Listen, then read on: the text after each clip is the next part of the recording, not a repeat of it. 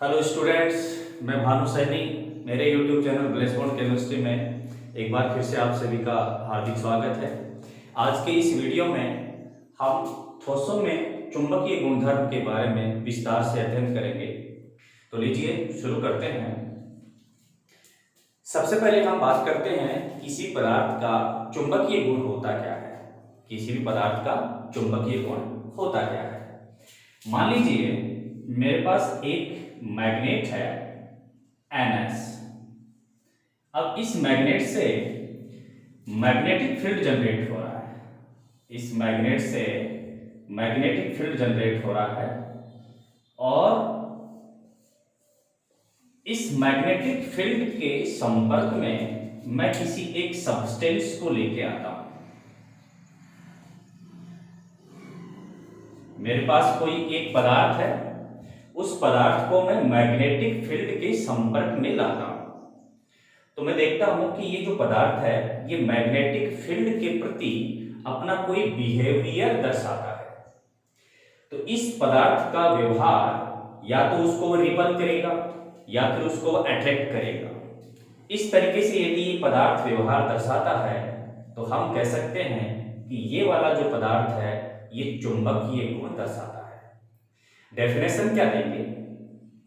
जब किसी पदार्थ को बाह्य चुंबकीय क्षेत्र में रखा जाता है तो पदार्थ द्वारा दर्शाई जाने वाला व्यवहार जो होता है उसी को हम चुंबकीय गुण या मैग्नेटिक प्रॉपर्टी कहते हैं।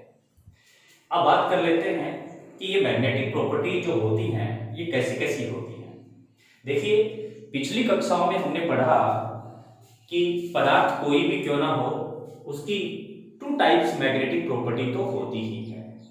एक, जब कोई सब्सटेंस मैग्नेटिक फील्ड के प्रति अपने आप को रिपल करता है, अपने आप को दूर ले जाता है, प्रतिकर्षित करता है, तो हम उसे बोलते हैं डायामैग्नेटिक प्रॉपर्टी, मतलब कि प्रतिचुंबकीय गुण। लेकिन यदि सब्सटेंस अपने आप को अट्रैक्ट करता है मैग्नेटिक फील्ड के प्रति तो फिर उसे हम बोलते हैं अनुचुंबकीय गुणधर्म यानी कि पैरामैग्नेटिक प्रॉपर्टी। तो इस तरीके से देखा कि दो प्रकार की ये चुंबकीय प्रवृत्तियां पाई जाती हैं। लेकिन स्टूडेंट्स, सॉलिड्स के केस में, ठोसों के केस में ये मैग्नेटिक प्रॉपर्टी जो है वो टोटली 5 प्रकार की होंगी। इनमें से 3 प्रॉपर्टी और ऐड हो जाएंगी। तो इस तरीके से आज के इस वीडियो में हम ठोसों के अंदर पाए जाने वाली ये 5 प्रकार की मैग्नेटिक प्रॉपर्टीज के बारे में डिटेल से स्टडी करेंगे। अब बात कर लेते हैं कि ठोसों के अंदर ये जो मैग्नेट का गुण आया है ये आया कहां से, इसका रीजन क्या है, उत्पत्ति का कारण क्या है। देखिए, मैक्सवेल ने ये बताया था, इलेक्ट्रोमैग्नेटिक वेव्स की जब डिस्कवरी हुई तो मैक्सवेल ने ये बताया था कि जब भी हम किसी आवेशित कण को त्वरित करेंगे तो उससे एकांतर क्रम में इलेक्ट्रिक फील्ड तथा मैग्नेटिक फील्ड जनरेट होते हैं। मतलब कि यदि हम कोई भी आवेश युक्त कण है उसके वेग में डिफरेंस लाएंगे, उसको गति कराएंगे, मूवमेंट कराएंगे तो उससे इलेक्ट्रिक फील्ड भी जनरेट होता है और मैग्नेटिक फील्ड भी जनरेट होता है। जो कि हम अच्छी तरीके से जानते हैं कि कोई भी सॉलिड हो या कोई गैस हो या कोई लिक्विड हो वो परमाणुओं से मिलकर जरूर बना होता है। और परमाणु के अंदर 3 पार्टिकल्स होते हैं, इलेक्ट्रॉन, प्रोटॉन और न्यूट्रॉन। इलेक्ट्रॉन क्योंकि एक चार्जेबल पार्टिकल है जिस पर कि नेगेटिव चार्ज होता है और इलेक्ट्रॉन हमेशा ही नाभिक के चारों ओर मोमेंट भी होता रहता है। तो मैक्सवेल थ्योरी के अकॉर्डिंग जब इलेक्ट्रॉन नाभिक के चारों ओर एक निश्चित कक्षा में, एक निश्चित ऑर्बिट में मोशन करता रहेगा, गति करता रहेगा तो वो त्वरित होगा और उससे फिर मैग्नेटिक फील्ड जनरेट होगा। बोर ने ये बताया था, बोर ने अपने परमाणु मॉडल में ये बताया था कि इलेक्ट्रॉन जब नाभिक के चारों ओर गति करता है तो वो केवल एक गति ही नहीं करता है, इलेक्ट्रॉन की यहाँ पर 2 टाइप्स मोशन होती हैं, 2 प्रकार की गतियां होती हैं। एक तो इलेक्ट्रॉन नाभिक की चारों ओर गति करता है, उसको हम कहते हैं कक्षकीय गति, और इसके कारण से जो चुंबकीय आघूर्ण उत्पन्न होता है उसे कहते हैं कक्षकीय चुंबकीय आघूर्ण। इसी तरीके से नाभिक के चारों ओर तो घूमता ही है, साथ साथ इलेक्ट्रॉन अपनी जो अक्ष है, अपनी जो एक्सियल है उसके चारों ओर भी घूमता है, और जब इलेक्ट्रॉन अपने आप के ही चारों ओर घूमता है तो उसे कहते हैं चक्रण चुंबकीय आघूर्ण, और ये गति कहलाएगी चक्रण गति।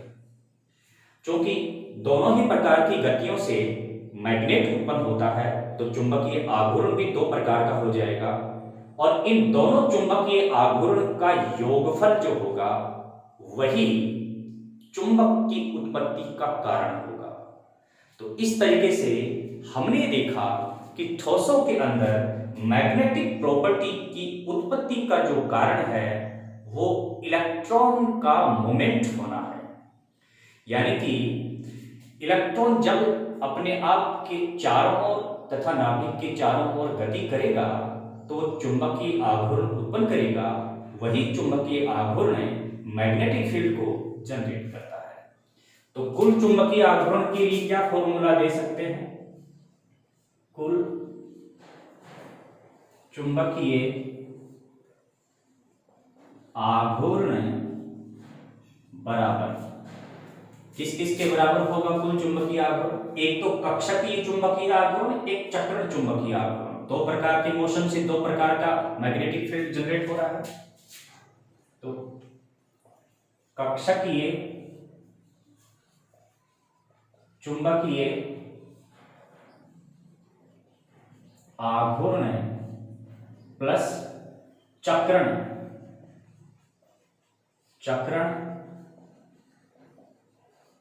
चुंबकीय आघूर्ण, इन दोनों का योगफल यदि कर देंगे तो कुल जो मैग्नेटिक मोमेंट है वो उत्पन्न हो जाएगा, उसका पता लग जाएगा। यदि मैं इस चुंबकीय आघूर्ण को म्यू से रिप्रेजेंट करते हैं तो म्यू टोटल बराबर क्या आ जाएगा? यहाँ पर कक्षकीय चुंबकीय आघूर्ण को म्यू एल से रिप्रेजेंट कर दें और चक्रण चुंबकीय आघूर्ण को म्यू एस से रिप्रेजेंट कर दें, तो इन दोनों का जो योगफल होगा वो टोटल चुंबकीय आघूर्ण के बराबर आ जाएगा।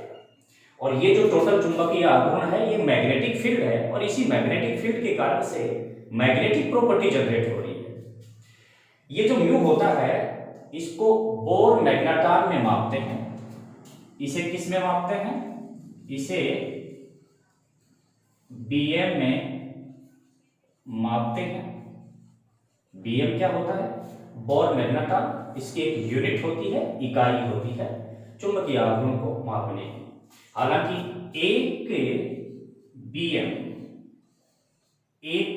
बीएम बराबर जो होता है इसके लिए एक फॉर्मूला है जो बोर ने दिया था, EH अपॉन 4πmc, ये होता है EH अपॉन 4πmc। यहाँ E इलेक्ट्रॉनिक चार्ज है, H जो है प्लांक कांस्टेंट है, और M जो है इसका द्रव्यमान है, और C यहाँ पर जो है निर्वात में प्रकाश का वेग 3 × 10⁸ मीटर पर सेकंड, इस तरीके से होता है।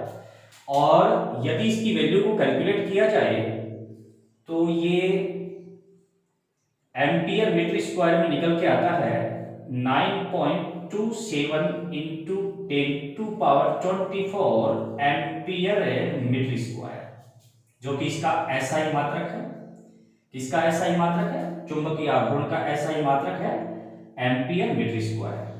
और इस तरीके से ये एक बोर मैग्नेटार जो है इसके बराबर होगा।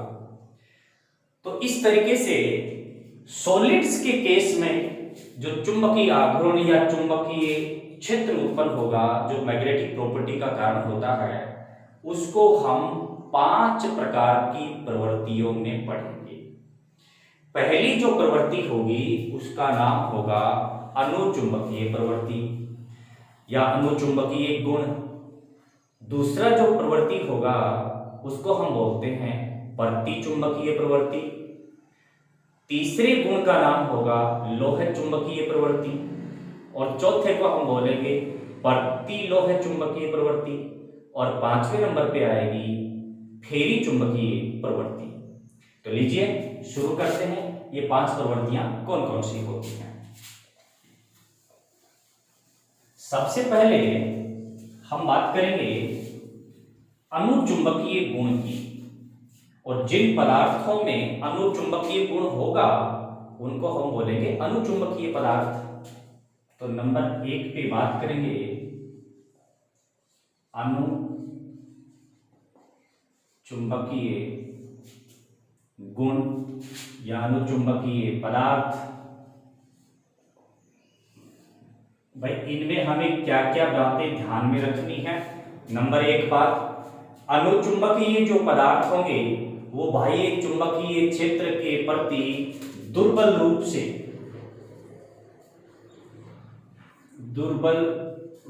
से क्या होते हैं, आकर्षित होते हैं। दुर्बल रूप से आकर्षित होते हैं। एक बात तो ये हमें ध्यान में रखनी है। दूसरी बात कि इनके अंदर अनुचुंबकीय पदार्थों में जो चुंबकीय आघूर्ण उत्पत्ति का जो कारण है वो कौन है, परमाणुओं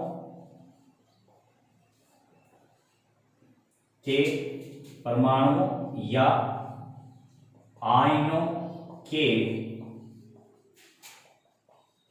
बाह्यतम कोश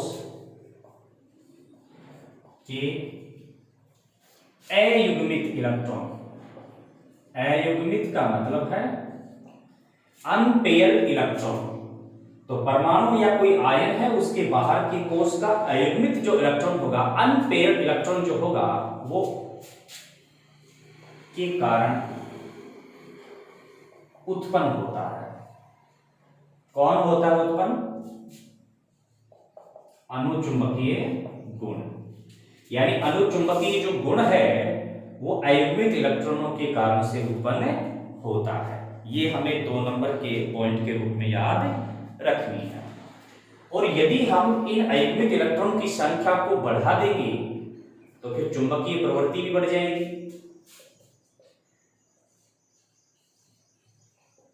अनपेयर्ड इलेक्ट्रॉन बढ़ने के साथ ही चुंबकीय गुण बढ़ता हालांकि ये जो चुंबकीय गुण है इसके लिए हम एक फॉर्मूला भी है, इसका जो म्यू निकालते हैं चुंबकीय आघूर्ण के लिए n × n+2 का होल रूट। ये ट्रांजिशन मेटल्स के लिए हम इस प्रकार से एक फॉर्मूला देते हैं जहां पर n क्या है, जहां पर n है अनपेयर्ड इलेक्ट्रॉन्स का नंबर।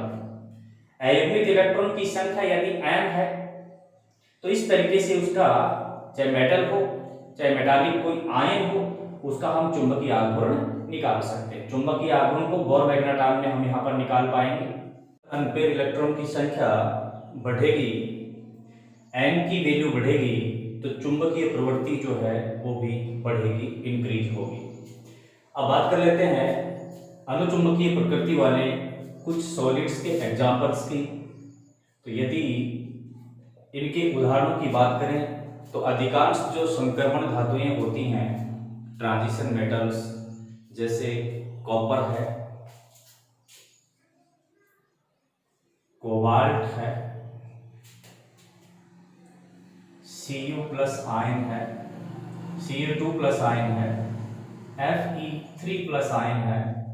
ये कुछ ऐसे मेटल्स और मेटालिक आयन हैं जो कि अनुचुंबकीय प्रवृत्ति को दर्शाते हैं। अब इसके बाद हम बात कर लेते हैं 2 नंबर के चुंबकीय प्रवृत्ति की। 2 नंबर पे जो चुंबकीय प्रवृत्ति है उसको हम बोलते हैं प्रति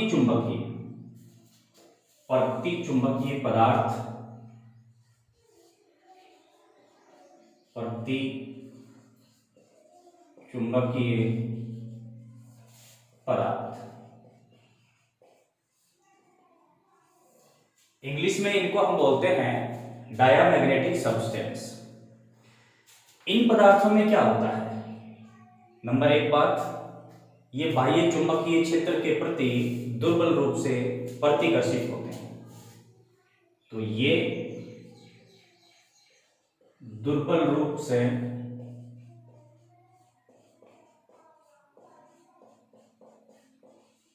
प्रतिकर्षित होते हैं।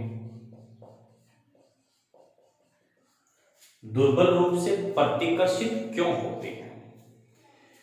इसलिए होते हैं कि इनके अंदर कोई भी अनपेयर्ड इलेक्ट्रॉन नहीं होता है। यानी कि यूं कह सकते हैं कि सारे के सारे इलेक्ट्रॉन ही युग्मित होते हैं। इनमें सभी इलेक्ट्रॉन युग्मित होते हैं, जोड़े में होते हैं। एक ऑर्बिटल में मैक्सिमम 2 इलेक्ट्रॉन होते हैं और दोनों के दोनों जो इलेक्ट्रॉन होते हैं ऑर्बिटल के, वो ऑपोजिट डायरेक्शन में मोशन करते हैं, गति करते हैं। जब इलेक्ट्रॉन ऑपोजिट डायरेक्शन में गति करेंगे तो उनका जो चुंबकीय आवरण उत्पन्न होगा वो भी ऑपोजिट डायरेक्शन के अकॉर्डिंग होगा। क्योंकि एक ही कक्षक के दोनों इलेक्ट्रॉन हैं, इसलिए परिणामी चुंबकीय आवरण जो होगा वो 0 हो जाएगा, क्योंकि एक दूसरे के आवरण को निरस्त कर देंगे। तो हम यहां कह सकते हैं इनमें प्रत्येक कक्षक के विपरीत चक्रण वाले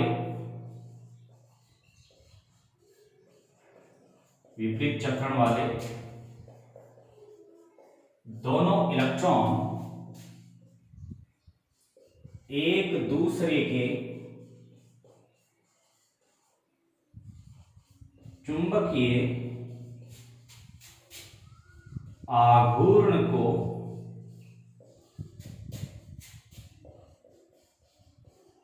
निरस्त कर देते हैं। एक दूसरे के चुंबकीय आघूर्ण को निरस्त कर देंगे, क्योंकि सीधी सी बात है भाई कि इलेक्ट्रॉन यदि एंटी डायरेक्शनल हैं तो उनका जो चुंबकीय आघूर्ण होगा, चुंबकीय आघूर्ण एक सदिश राशि होती है, वो भी एंटी डायरेक्शनल होगी। और यदि परिणाम में बराबर हैं तो एक दूसरे को निरस्त करके जो नेट द्विध्रुव आघूर्ण चुंबकीय आघूर्ण उत्पन्न होगा वो 0 हो जाएगा। अतः परिणामी म्यू बराबर 0 होगा। परिणामी चुंबकीय आघूर्ण क्या हो जाएगा? 0 होगा। एक जो मैं बता रहा था कि ये ऐसे पदार्थ होते हैं, इनके अंदर अनपेयर इलेक्ट्रॉन तो होते ही नहीं हैं, सारे के सारे इलेक्ट्रॉन पेयर्ड होते हैं। लेकिन क्या ये वाली प्रवृत्ति अनुचुंबकीय पदार्थों में भी होती है? बिल्कुल होती है। मतलब प्रतिचुंबकीय गुण अनुचुंबकीय में भी होता है, लेकिन वो कम होता है बजाय किसके? अनुचुंबकीय गुण के। इसे हम ऐसे भी कह सकते हैं कि प्राय सभी पदार्थों में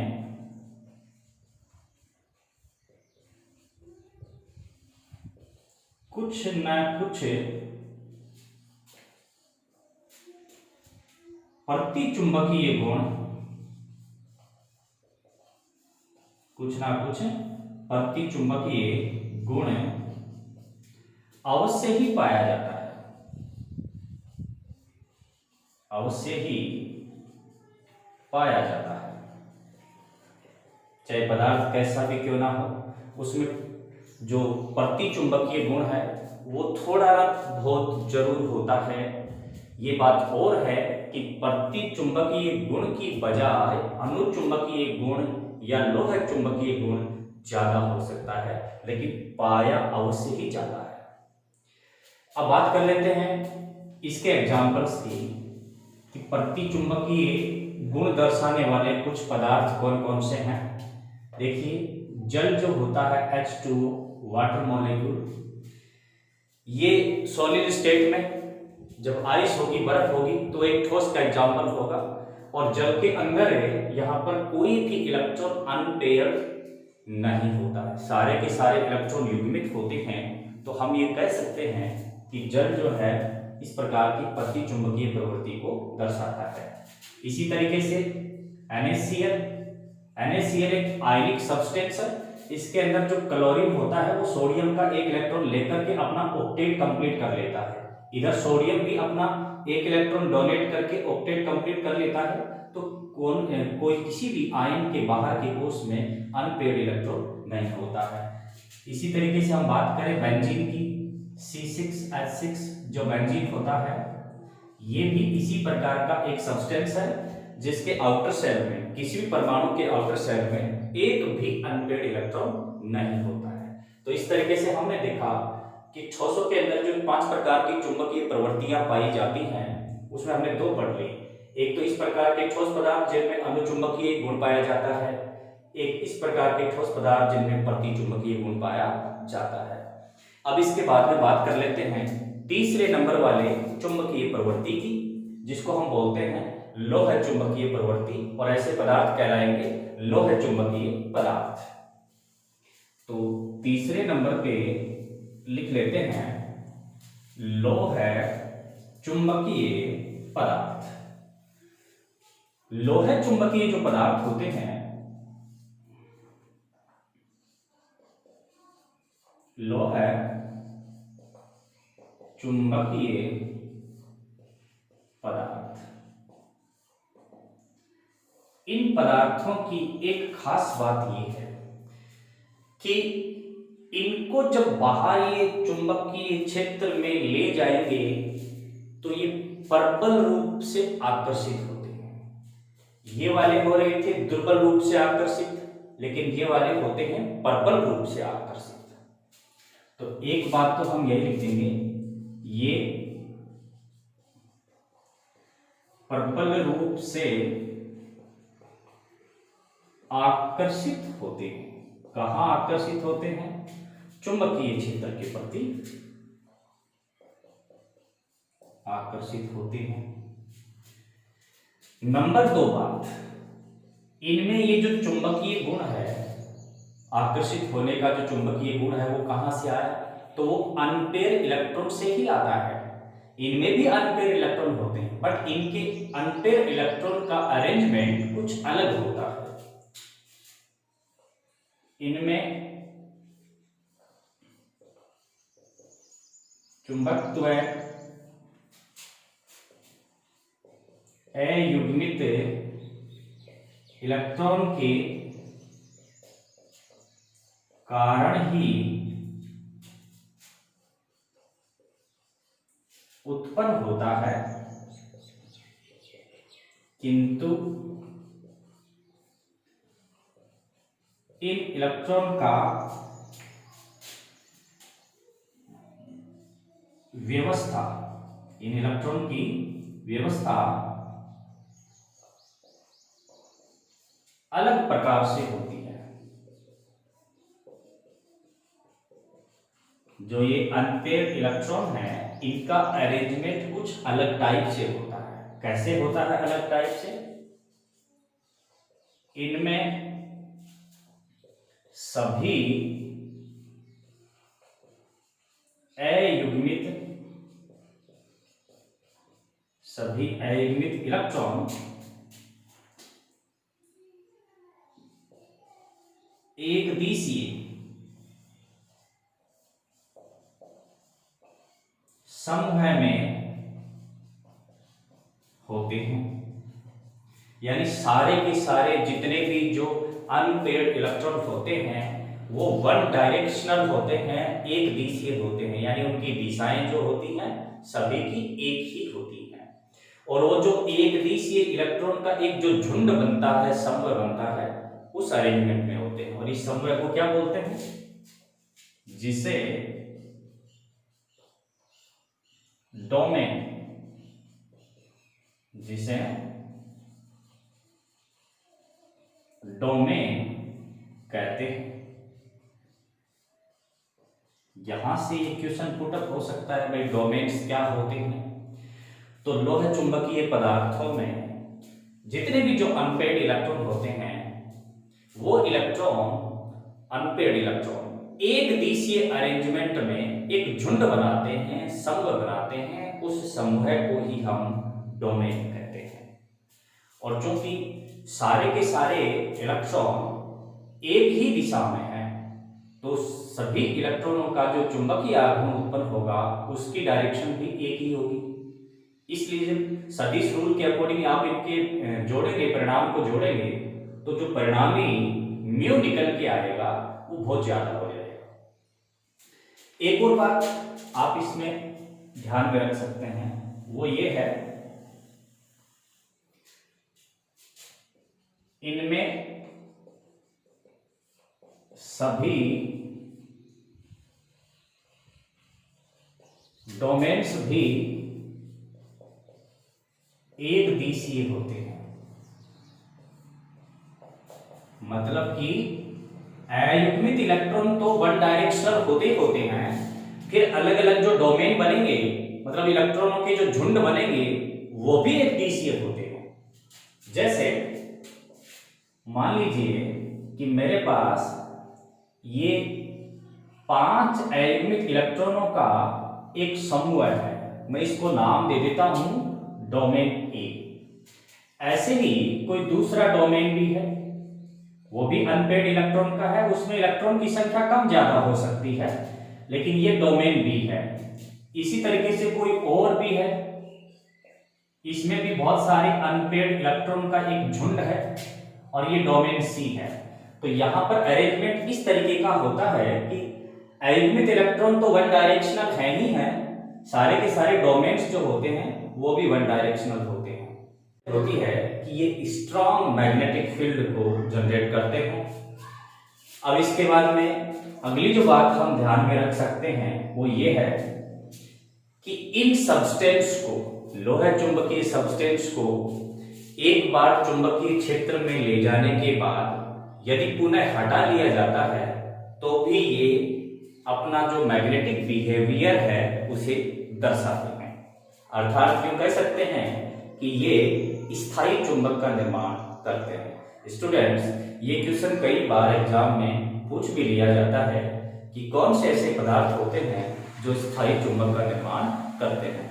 तो हमारा आंसर होगा लोह चुंबकीय पदार्थ ऐसे पदार्थ होते हैं जो स्थायी चुंबक का निर्माण करते हैं। तो यहां हम लिख सकते हैं ये स्थायी चुंबक का निर्माण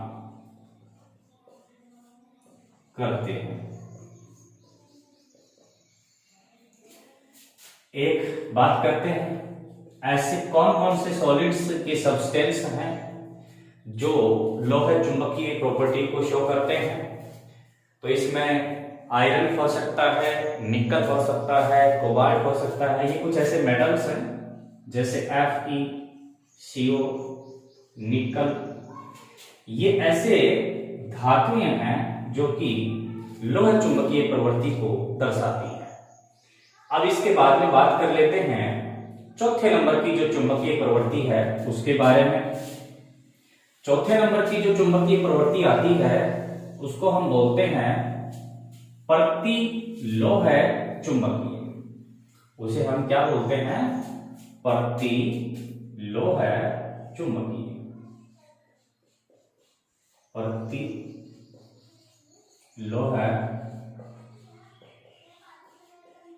चुंबकीय। इस प्रवृत्ति के अंदर जो सब्सटेंस होता है उससे जब बाह्य चुंबकीय क्षेत्र में ले जाया जाएगा तो वो क्या करेगा? वो उसे दुर्बल रूप से प्रतिकर्षित ही करेगा। बट इनका अरेंजमेंट कैसा होता है? इनका अरेंजमेंट लोह चुंबकीय पदार्थों की तरह ही होता है, बट थोड़ा सा डिफरेंस है। क्या? कि इनमें डोमेन्स जो होते हैं वो प्रति समांतर क्रम में होते हैं। तो हम यहां पर ये नंबर एक बात लिख सकते हैं, ये पदार्थ बाह्य चुंबकीय क्षेत्र में दुर्बल रूप से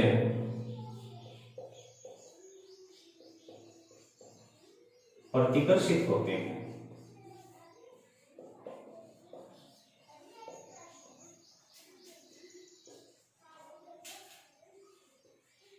इनमें डोमेन्स की व्यवस्था प्रति समांतर क्रम में होती है। भाई प्रति समांतर क्रम में यदि डोमेन होंगे तो जो परिणामी म्यू निकल के आएगा वो 0 हो जाएगा।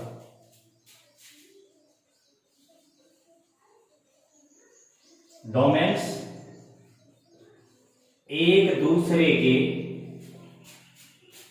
म्यू को क्या कर देते हैं, निरस्त कर देते हैं। अतः परिणामी चुंबकीय आघूर्ण यानी म्यू 0 होगा, 0 होता है। ऐसे कौन से पदार्थ होते हैं जो इस प्रकार का गुण दर्शाते हैं, मतलब जो प्रतिचुंबकीय गुण दर्शाते हैं। इससे पहले मैं आपको बता दूं इनमें डोमेन का अरेंजमेंट कैसे होता है। देखिए, जैसे कि मान लीजिए ये डोमेन ए है, ठीक है, तो दूसरा जो डोमेन बनेगा उसमें इलेक्ट्रॉन की डायरेक्शन एंटी होगी, मतलब नीचे की ओर, इस तरीके से। अगला यदि आप कोई डोमेन शो करेंगे तो वो किसी दूसरे डोमेन के साथ में क्या होगा, प्रति समांतर क्रम में होगा।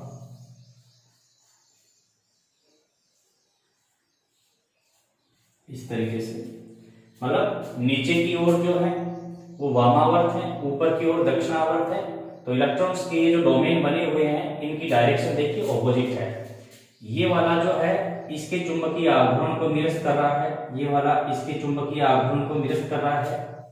तो दो डोमेन्स ऐसे दिखाए गए हैं जिनकी डायरेक्शन ऊपर है, तो दो की डायरेक्शन नीचे भी है। तो परिणामी जो म्यू निकल के आएगा वो 0 हो जाएगा। इस प्रकार के कौन कौन से ऐसे पदार्थ हैं जो ऐसा गुण दर्शाते हैं। तो इसके एग्जाम्पल्स की यदि हम बात करें तो इसमें एक तो हमारा होता है आयरन का ऑक्साइड FeO, मैग्नीज ऑक्साइड भी आता है, मैग्नीज का डाइऑक्साइड भी आता है। ये कुछ ऐसे सब्सटेंस हैं जो इस प्रकार की प्रतिलोह चुंबकीय प्रवृत्ति को दर्शाते हैं। तो इस तरीके से हमने देखा कि ठोसों के अंदर ये 4 प्रकार की चुंबकीय प्रवृत्ति हुई।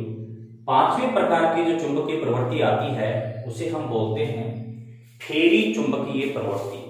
ऐसे पदार्थों को बोलेंगे फेरी चुंबकीय पदार्थ। तो नंबर 5 पे लिख लेते हैं, नंबर 5 फेरी चुंबकीय पदार्थ,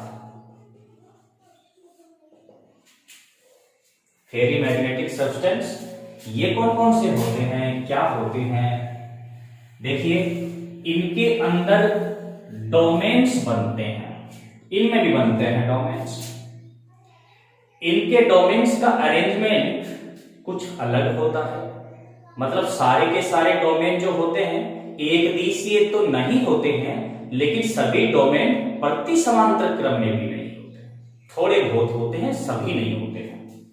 तो यहां पर नंबर 1 बात तो यही ध्यान रखनी है कि ये दुर्बल रूप से क्या होते हैं, दुर्बल रूप से आकर्षित होते हैं। जब आप इनको बाह्य मैग्नेटिक फील्ड में ले जाएंगे तो ये दुर्बल रूप से आकर्षित होंगे। दूसरे नंबर की जो बात है वो ये है कि इनमें जो चुंबकीय प्रवृत्ति उत्पन्न हो रही है, चुंबकीय गुण उत्पन्न हो रहा है, वो डोमेन्स के कारण ही होता है। इनमें चुंबकत्व है डोमेन्स के कारण ही उत्पन्न होता है।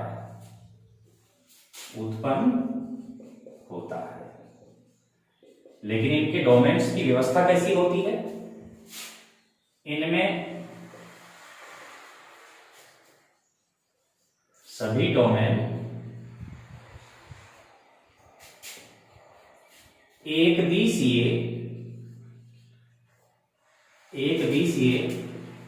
तो नहीं होते हैं, किंतु एक दिशीय तो नहीं होते हैं, किंतु सभी प्रति समांतर क्रम में भी नहीं होते हैं। दोनों ही बातें हो गई हैं। सारे के सारे डोमेन एक दिशा में भी नहीं होंगे, तो सारे के सारे डोमेन प्रति समांतर भी नहीं होंगे। कहीं कहीं पर अरेंजमेंट में जो है अव्यवस्था देखने को मिलेगी। जैसे ये देखिए, ये 6 अयुग्मित इलेक्ट्रॉनों का मैं एक डोमेन बना देता हूं। ये डोमेन ए है, ठीक है। अब एक और डोमेन है, वो भी हम 6 अयुग्मित इलेक्ट्रॉनों का बना लेते हैं। इसकी भी डायरेक्शन को ऊपर ही, ये इस तरीके से मैंने 5 डोमेन बनाए हैं, A B C D E. इन 5 डोमेन में हम ये देख रहे हैं कि 3 डोमेन ऐसे हैं, ये और ये, जिनकी डायरेक्शन ऊपर है, और 2 डोमेन ऐसे हैं जिनकी डायरेक्शन नीचे है। मतलब सारे के सारे एक दिशीय भी नहीं है, तो सारे के सारे प्रति समांतर क्रम में भी नहीं है। 2 जो डोमेन हैं जो नीचे की तरफ आ रहे हैं, वो ऊपर की तरफ जाने वाले 2 डोमेन के चुंबकीय आघूर्ण को निरस्त कर देंगे, तो एक डोमेन का चुंबकीय आघूर्ण फिर भी शेष बचेगा। इसीलिए ये ध्रुव रूप से क्या होते हैं? आकर्षित होते हैं। इस प्रकार के कौन से ऐसे सॉलिड्स होते हैं जो कि फेरी मैग्नेटिक के प्रॉपर्टी को शो करते हैं? तो इसमें हमारे पास एग्जांपल्स के रूप में है, एक तो आयरन ऑक्साइड होता है मैग्नेटाइट, Fe3O4, ये मैग्नेटाइट होता है। एक फेराइट भी होता है MgFe2O4, इसे हम फेराइट बोलते हैं। तो ये कुछ ऐसे एग्जाम्पल हैं जो कि फेरी चुंबकीय प्रवृत्ति को दर्शाते हैं। इस तरीके से स्टूडेंट्स, हमने ठोसों के अंदर 5 प्रकार की चुंबकीय प्रवृत्तियों का अध्ययन किया।